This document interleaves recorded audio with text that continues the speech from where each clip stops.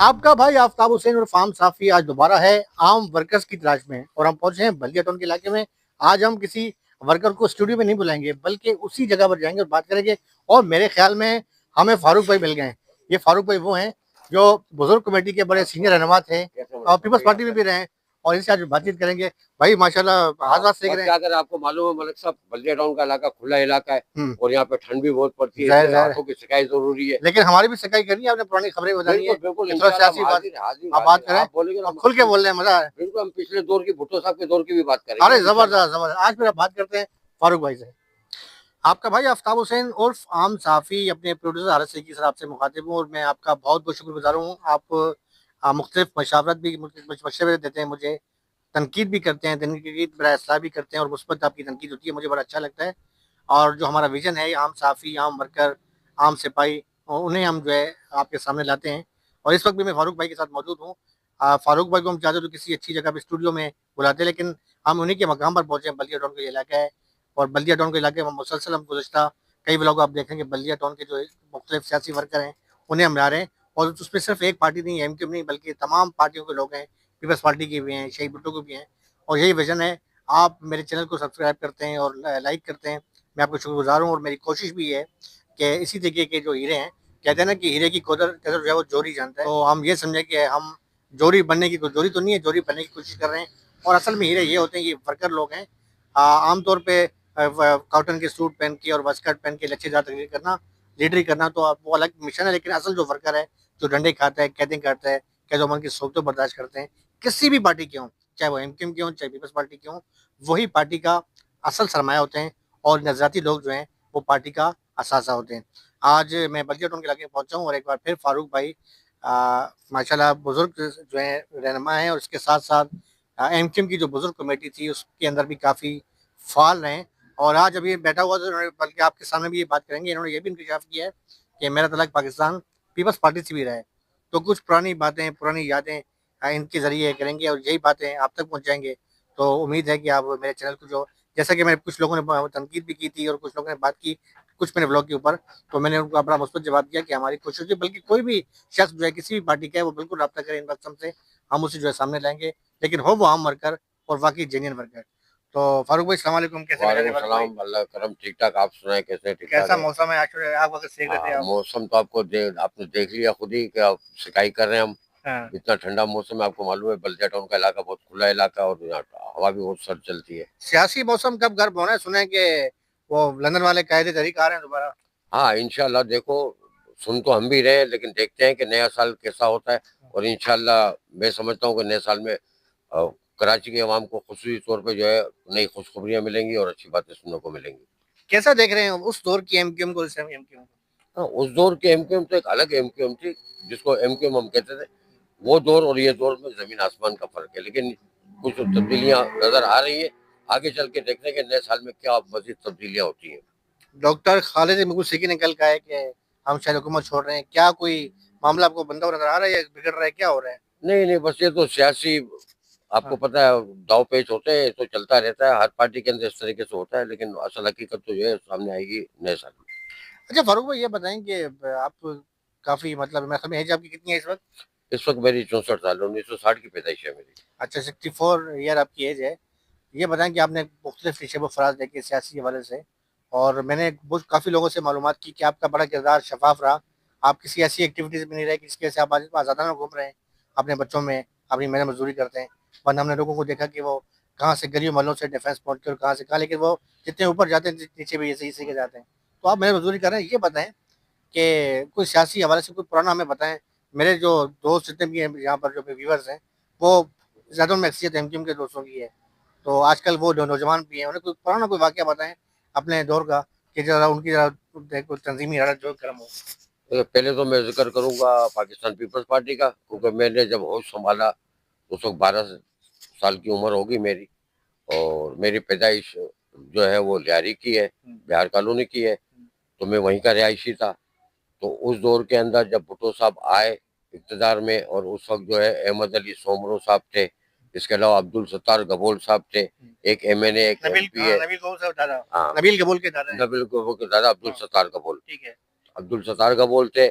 और अहमद अली सोमरो, ये 2 सीटें पीपल्स पार्टी ने वहां से लियारी से ली थी, कौमी असेंबली की और सूबाई असेंबली की।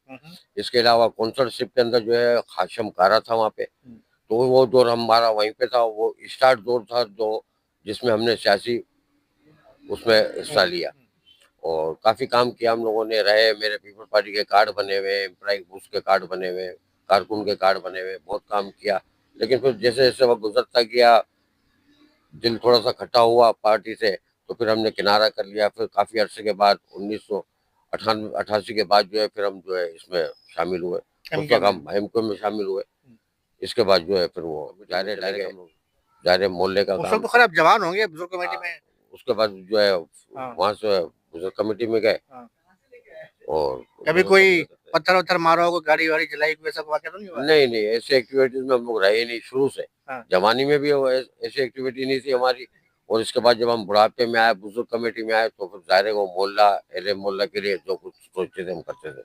बल्दिया के हवाले से तो बड़ा देखा जाता है कि जब बल्दिया का नाम आता है तो कहते हैं बड़ा खतरनाक सेक्टर था और बड़े लड़के इस टाइप के।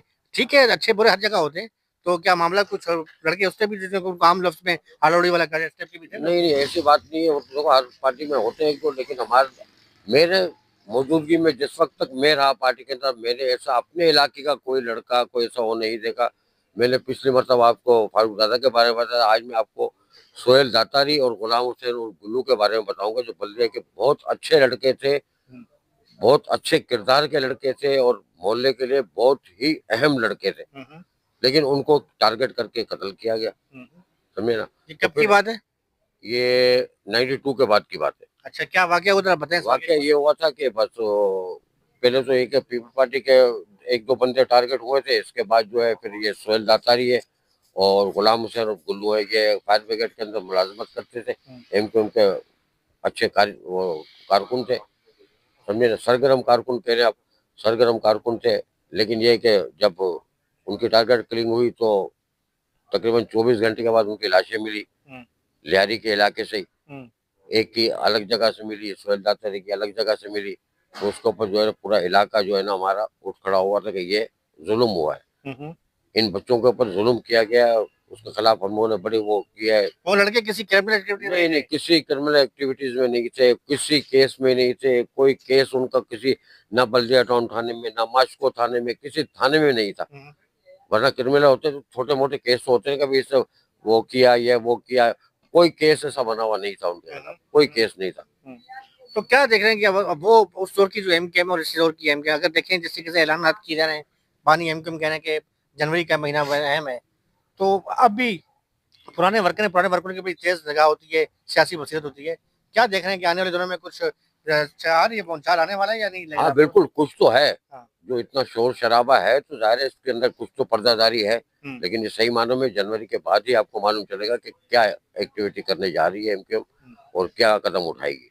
अच्छा, कुछ दिन पहले हमने शायद काजमी नाम के एक आपके सेक्टर की थे, उनका रिसोर्ट लिया था, बल्कि और टेलीफोन पे उन्होंने बड़ी अहम बात की कि एमके में डिसिप्लिन का जो है ना वो बड़ा सख्ती होती थी और डिसिप्लिन सख्त था कि बड़े बड़े लोगों ने जो है ना झाड़ू लगाते थे। मुस्तफा कमाल का भी नाम लिया कि हम जब उनको भी हमने देखा कि जब सख्ती हुई तो उनसे भी झाड़ू लगवाया गया। तो ऐसा कुछ आपके डिसिप्लिन के किसी के रहनुमा को जब सर्जिश की गई हो, कोई है ऐसे वाकया? नहीं नहीं, वो हमारे दौर में ऐसा कोई नहीं हुआ। सब मिलजुल के काम करते थे, सफाई का काम हो, इलाके की नहीं, डिसिप्लिन को फराइज के मतलब पार्टी के हवाले से, तंजीमी हवाले से डिसिप्लिन, तंजीम इलाके तंजीमी डिसिप्लिन जब होता है वो नहीं, उसके अंदर तो डिसिप्लिन था, उसके अंदर कोई मसला नहीं था। आप देख ले एमक्यूएम के दौर के अंदर जब अल्ताफ भाई एक आवाज लगाते थे लाखों के मजमे के अंदर खामोशी की, तो आप ऐसे खामोशी हो जाती थी जैसे मगरब के टाइम पे समंदर ठहर गया हो।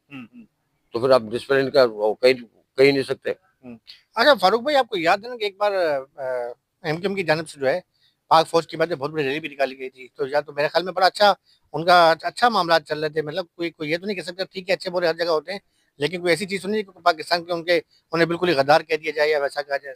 नहीं नहीं, ऐसी कोई बात नहीं थी। हमेशा एमक्यूएम ने फौज के हक में आवाज उठाई, उनके हक में आवाज बुलंद की, हर चीज में उनकी फेवर करते थे। और वो कहते थे भाई कि सबसे पहले पाकिस्तान और फौज।